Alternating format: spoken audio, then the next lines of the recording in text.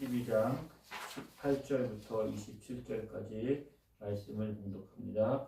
부활이 없다 하는 사두개인들이 예수께 와서 물어 이르되 선생님이여 모세가 우리에게 써주기를 어떤 사람의 형이 자식이 없어 아내를 두고 죽으면 그 동생이 그 아내를 취하여 형을 위하여 상속자를 세울지니라 하였나이다. 칠형제가 있었는데 마다리가 아내를 취하였다가 상속자가 없이 죽고 둘째도 그 여자를 취하였다가 상속자가 없이 죽고 셋째도 그렇게 하여 일곱이 다 상속자가 없었고 최후의 여자도 죽었나이다. 일곱 사람이 다 그를 아내로 취하였으니 부활 때에 곧 그들이 살아날 때에 그 중에 누구의 아내가 되리이까? 예수께서 이르시되 너희가 성령도 하나님의 능력도 알지 못함으로 오해함이 아니냐.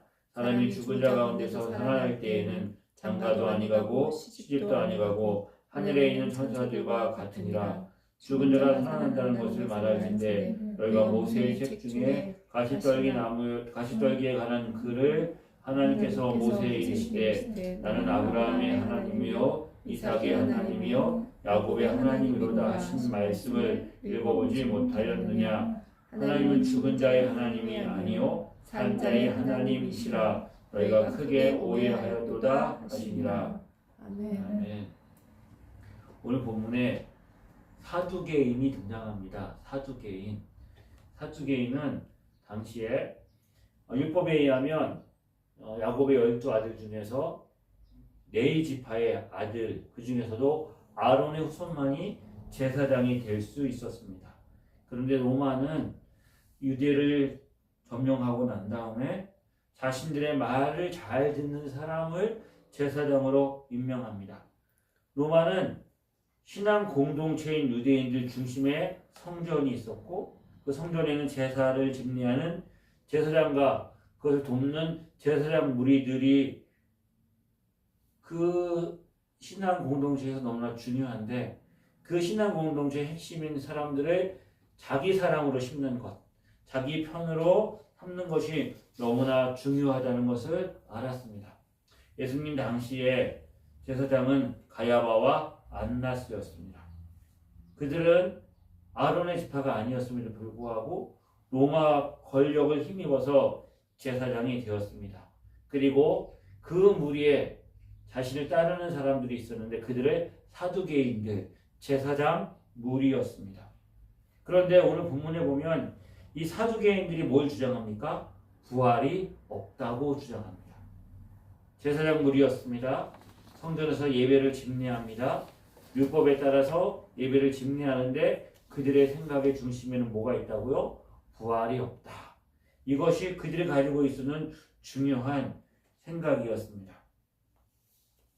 그들은 왜 부활이 없다고 생각을 했을까? 당시에 유대인들 가운데 가장 그 당시 사회에서 가장 지식인들에게 영향을 많이 끼쳤던 것은 헬라의 철학이었고 헬라의 철학을 사상을 받아들여서 육체의 부활이나 죽음 이후의 심판이나 천사나 악마의 존재를 믿지 않았습니다. 유학파들이었고 선진 사상을 받아들였는데 그 이성적인 사상을 받아들이면서 그들은 그 사회의 중심적인 역할을 했고 제사장 무리가 되었지만 어떻게 해요?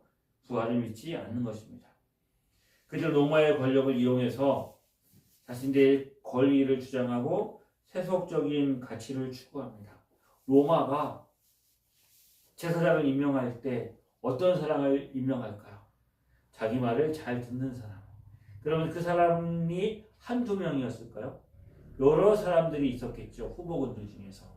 그 중에서 어떤 사람? 로마의 총독이나 황제에게 뇌물을 많이 갖다 바치고 그들의 한심을 얻어야 그들이 제사장을 될 수 있었던 것이죠. 그들은 제사장의 그 자리를 차지하고 그 권력을 유지하기 위해서 로마에 줄을 댔고 로마에게 많은 뇌물을 갖다 바쳤으니까 어떻게 해야 됩니까? 자신이 대가를 지불하고 자리를 차지했으니까 또 본전이 아니라 더 이상 더 많은 것으로 자신의 부를 얻어야 되겠죠. 그래서 해먹을 수 있을 만큼 자신의 권력을 유지하기 위해서 자신의 이익을 취하는 것이었습니다. 그래서 예수님은 이 제사장과 사두개인들이 판치고 있는 성전을 향해서 뭐라고 말씀하셨어요? 강도의 소굴이라 말씀하셨습니다. 그들이 할 수 있는 모든 방법을 다 동원해서 불을 축적합니다. 당시에 통용되고 있었던 동전에는 노마 황제의 흉상이 거기에 있었지요.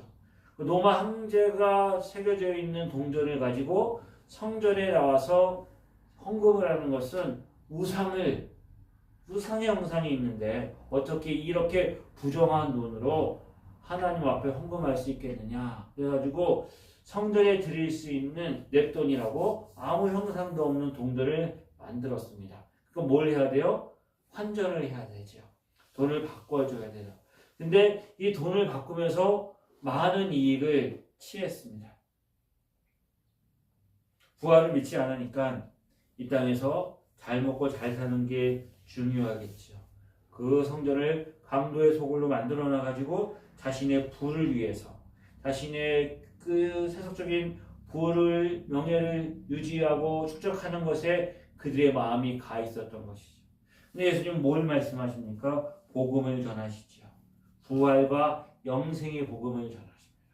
많은 사람들은 부활과 영생에 대한 소망을 가지고 있었는데, 짓눌려 있었는데, 예수님이 오심으로 다시 한번 부활과 그 영생에 대한 메시지를 전하시고, 또 성전에 오셔서 성전을 청결케 하시면서 강도의 소굴이라 이랬더니 많은 사람들의 마음이 예수님께 향했고, 사두개인과 제사장들은 자신이 가지고 있는 그 기득권을 침해하는 예수님이 부담스러웠겠죠.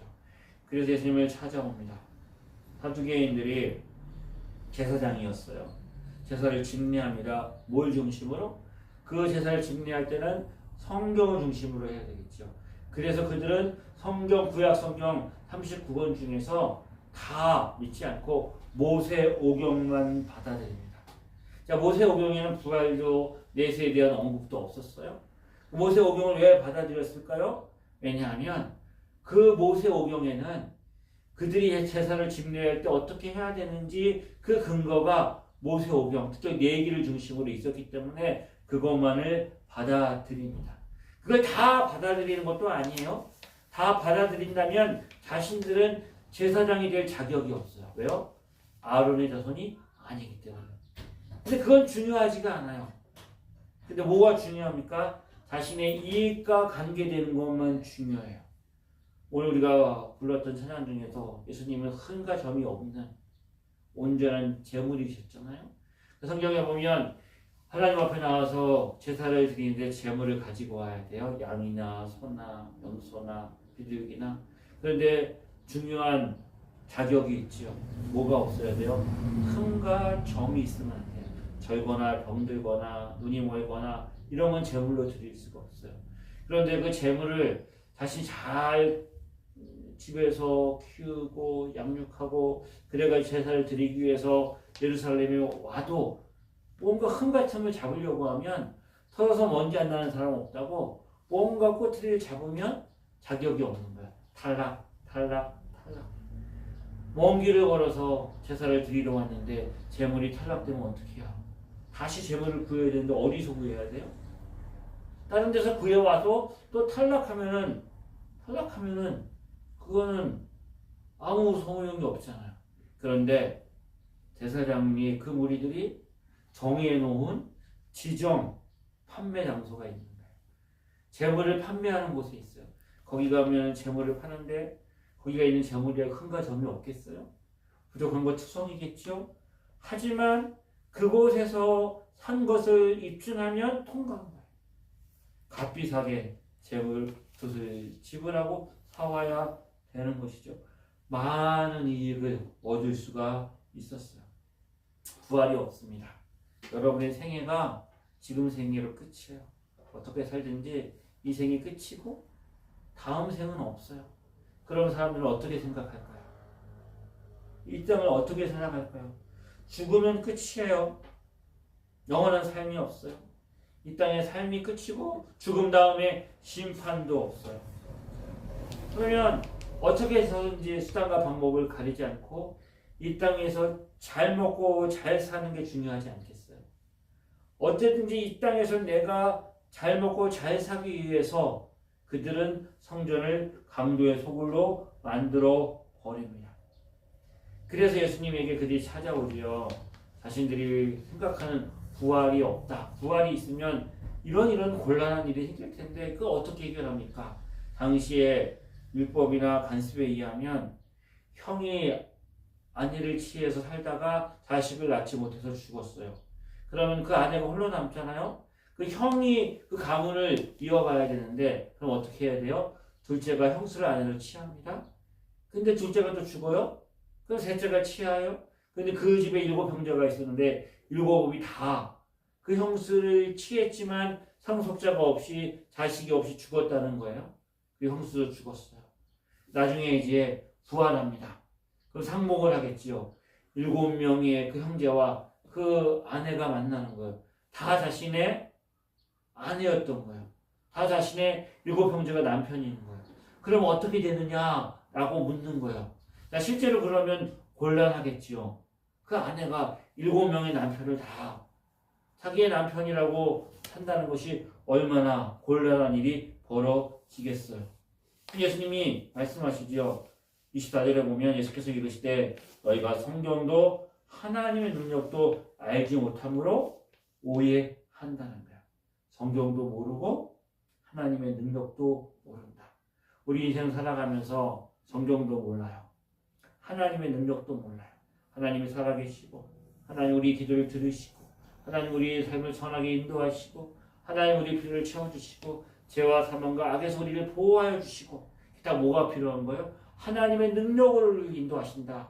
그걸 몰라요. 하나님의 능력도 없어요. 그럼 뭐만 남아요? 내 능력만 남는 거예요. 성경도 몰라요. 그럼 뭐만 남아요? 내 지식과 내 경험과 상식과 전통과 이 세상에 있는 많은 것들만 있는 거예요. 그걸 가지고 인생을 살아간다고 생각을 해봐요. 많은 사람들이 그렇게 살아가지요. 거기에 중심에 뭐가 있을까요? 자기 이익만 있는 거예요. 자기 좋을 대로 생각하고 행동하는 거예요. 내 마음대로 내가 하고 싶은 대로 내가 능력이 있는데 내가 힘이 있는데 내가 그렇게 하고 싶은 내 마음이 있는데 내가 한다는 걸 왜 누가 방해하지 말라는 거예요. 그리고 그것으로 인해서 벌어진 여러 가지 많은 어려움과 문제와 상황에 대해서도 책임지지 않아요. 너희들이 알아서 해결하고 책임지고 알아서 해결해. 그걸 내가 왜 책임져야 돼? 이게 세상의 원리가 되어 버렸어요. 그런 사람들이 지도자가 되고 그런 사람이 제사장이 되고 그런 사람들이 리더가 된 세상이 어떻게 됐을까요? 강도의 소굴이 되는 것이죠. 자신의 욕망과 자신의 이익과 자신의 생각들을 가지고 그것들 나름대로 논리와 법과 그 규칙을 만들어 놓고 이걸 따라야 된다는 거예요.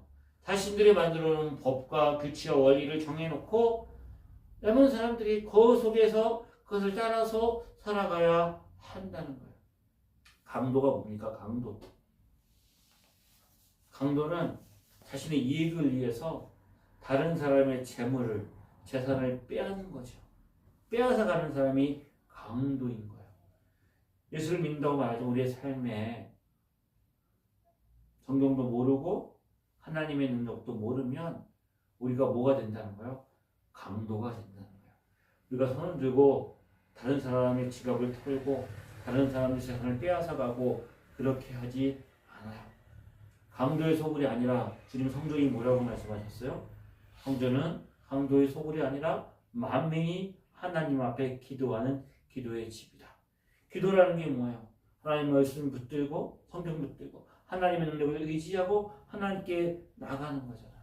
전능하신 하나님 약속을 붙들고 하나님 만나고 우리의 삶과 우리의 마음과 우리의 시간을 나누고 하나님의 은혜를 구하고 겸손하게 하나님 붙들고 의지하며 살겠습니다. 하나님 나를 불쌍히 여겨주세요. 나를 인도하시고 도와주세요 라고 하는 게 기도잖아요. 성경도 알고 하나님의 능력도 알면 기도하게 되는데 성경도 모르고 하나님의 능력도 없이 자기 생각만 내세우면 어떻게 해요? 내 안에 탐심이 있고 탐심이 뭐가 됩니까? 교만하게 되고 그것이 자랑하게 되고 다른 사람의 것들을 빼앗는 그러니까 돈이나 재물을 빼앗아야만 강도가 아닌 거예요. 내가 다른 사람의 마음을 아프게 해요. 상하게 해요. 그래서 그 사람 안에 있는 마음의 평안함을, 영혼의 평안함을 빼앗아가요. 그것도 강도하는 거예요. 다른 사람이 잘 되는 거 시기하고 질투하고 미워하고 판단하고 정죄하고, 그래서 그 사람 안에 있는 기쁨을 빼앗아가고 두려움을 가지게 만들어요. 그게 강도인 것이죠. 이 땅을 살아가면서 인생 힘들게 살아가는데 위로하고 격려하기보다는 그 사람에게 가가지고 걱정한다고 하면서 낙심과 염려와 걱정과 두려움을 주면서 그 사람이 가지고 있는 소망을 빼앗아 버리면 그것도 강도인 거예요. 내 어떤 만족과 기쁨을 위해서 다른 사람의 삶을 힘들게 만드는 것, 사두개인들 부활이 없다고 믿어요. 근데 저와 여러분은 오늘 부활주일이잖아요. 예수님이 부활하셨듯이 우리가 부활했다는 소망을 가지고 인생을 살아가지요. 자, 부활을 믿는 사람과 부활을 믿지 않는 사람의 차이가 뭘까요? 저 여러분 부활을 믿습니다. 그렇죠? 아멘. 부활이 있습니다. 죽음이 있어요. 부활이 있다는 건 뭘 전제한다는 거예요? 죽음을 전제한다는 거예요. 죽음 이후에 부활이 있고 영원한 삶이 있어요. 그리고 죽음 이후에 부활이 있는데, 영원한 삶이 있는데 그 사이에 뭐가 있어요? 하나님의 심판이 있습니다. 우리의 삶에 대한 하나님의 심판이 있어요. 부활이 없다는 거 말하는 사람들은 뭘 믿고 싶지 않은 거예요? 하나님의 심판을 인정하고 싶지 않은 거예요. 내 삶에 대한 결산, 내 삶에 대한 심판, 내 삶이 어떻게 하나님 보시기에 드러날까를 그들은 인정하고 싶지 않은 거예요. 다 보시고 아시는 하나님의 눈을 두려워하기보다는 자기 마음대로 살고 싶어 하는 거예요. 이 제사장 무리들입니다. 모세오경을 믿는다고 말하지만 성경을 믿지 않아요. 많은 사람들이 자신의 죄를 속하기 위해서 제물을 가지고 성전에 올라오는데 그들이 제사를 집례하죠. 그럼에도 불구하고 그들은 뭘 믿지 않아요? 그들은 죽음 이후에 영생을, 부활을 믿지 않아요. 그러면서 열심히 제사를 드려줘요. 왜? 뭐 때문에 그들은 그렇게 열심히 제사를 드리고 그 제사를 통해서 사람들에게 뭘 주는 걸까요? 이 땅에서 자신이 죄를 지고 죄책감을 가지고 두려움에 살아가는 사람들, 그래서 미래에 대한 불안과 염려를 가지고 살아가는 사람들에게 이걸 통해서 이 제사를 드리면 내가 잘 될 거야. 하나님 축복해 줄 거야. 성공하고 복을 주고 어려움과 고난을 이길 수 있을 거야. 마치 우상 앞에 굿하는 것처럼 그렇게 제사를 드리고 있는 것이죠. 근데 성경은 말합니다. 우리 인생이 이 땅에서 끝이 아니라 염소와 양을 가르듯이 어둠과 빛이 있듯이 하나님이 우리의 삶에 분명한 천국과 지옥으로 나누어지는 영생의 삶이 있다라고 말하고 그 영생의 삶을 소망하고 약속해 주는 게 뭐라고요? 부활에 대한 소망인 것이죠. 죽음이 있었습니다. 누가요? 수많은 양의 죽음이 아니라 우리 죄를 위해 이 땅에 오신 예수 그리스도께서 십자가에서 우리 죄를 위해 죽으시고 우리 죄를 담당하시고 장사된 지 사흘 만에 다시 살아나셨어요. 그리고 지금도 살아 계세요. 살아계신 주님인 것이죠. 제사함을 얻었습니다. 그것으로 끝이 아니라 영생에 대한 소망이 있는 것이요. 믿는 자에게는 정죄함이 없고 구원과 영원한 삶에 대한 소망이 우리 가운데 있는 것이죠. 그런데 예수 믿는 사람만 부활하는 게 아니에요. 예수 믿는 사람만 영생하는 게 아니에요. 이게 문제라는 거예요. 예수 믿는 사람만 부활하고 영원한 삶을 살면 예수 안 믿고 죽은 사람들은 끝이면 그냥 그 사람들은 그렇게 끝이다라고 생각하면 괜찮은데 성경은 그렇게 말하지 않잖아요. 어떻게 해요? 모든 사람이 죽은 뒤에 부활해요. 그리고 영원한 심판 앞에 서게 돼요. 그 심판 앞에서 지옥과 천국, 너무나 다른 삶의 자리에서 영원한 삶을 살게 된다라고 성경은 분명하게 말하고 있는 거예요. 예수 그리스도 십자가의 은혜 안에 우리가 믿음으로 서서 영원한 삶을 살게 될 소망 우리에게 있는 것이죠. 예수님 당시뿐만 아니라 이 사두개인뿐만 아니라 초대교회에서도 여전히 헬라 철학을 가지고 그것들에 대해서 인정받은 사람들이 뭔가 아는 척하면서 상식적이고 합리적이고 논리적이라고 생각하면서 교회 안에도 부활이 없다고 주장하는 사람들이 있었던 거예요. 그래서 사도 바울이 고린도 교회에 편지를 보내면서 부활에 대한 소망을 이야기하죠. 그러면서 만일 죽은 자가 다시 살아나는 일이 없으면, 부활이 없다면 그리스도가 다시 살아나는 일도 없었을 것이다. 그죠? 예수님의 부활도 없었을 거예요. 예수님의 부활하신 일이 없으면 예수님은 지금도 살아계신 주님이 아닌 거예요. 그 예수 믿는다는 것은 의미가 없어요. 우리가 조상을 섬기잖아요. 그렇죠? 조상한테 섬기면서 조상한테 제사를 드리잖아요. 우리 조상한테 제사를 왜 드려요? 조상이 귀신이라는 귀신으로 살아있는 거예요. 어떻게 보면. 그래서 조상한테 제사를 잘못 드리면 그 조상이 노해서 우리 집안에 어려움을 준다는 거예요. 그 조상을 잘 달래야 돼요. 그래서 제사를 드리는 거예요. 얼마나 어리석고 얼마나 죽은 귀신이 해코지한다고. 그 죽은 귀신으로 살아있다는 거예요. 그건 믿어요. 그런데 하나님의 아들이 이 땅에 오셔서 우리를 위해 십자가에 죽으시고 부활하셔서 지금도 살아계신다는 거예요. 귀신으로 살아계시지 않아요. 우리와 다르지만 영생의 몸을 가지고 도마에게 나타나셨잖아요. 내 손에 못 잡고 참 잡고 봐라. 부활하신 영원한 몸으로 지금도 살아계신 거예요. 살아계신 주님. 만약에 주님이 살아나신 일이 없다면 우리의 믿음도 헛되고 예배 드리는 거 헛일이에요. 이렇게 예배 드릴 필요가 없어요. 여전히 우리는 어디 가운데 있다고? 제 가운데 있는 거예요. 우리가 영생의 소망도 없으니까 제 가운데 있으면 하나님에 대한 믿음도 헛일인 거예요. 그리스도 안에서 잠자는 자들, 지금 예수 믿고 죽은 우리 믿음의 선배들도 다 망하는 것이죠. 그리스도 안에 우리가 바라는 것들, 다만 이 생에서뿐만 아니라 모든 사람 가운데서 우리가 더욱 불쌍한 자니라. 그러니까 예수님이 다시 살아나는 부활이 없다면 이렇게 나와서 예배 드리는 게 무슨 의미가 있느냐. 시간들이죠, 물질들이죠. 우리 마음대로 우리 뜻대로 살지 못하지요.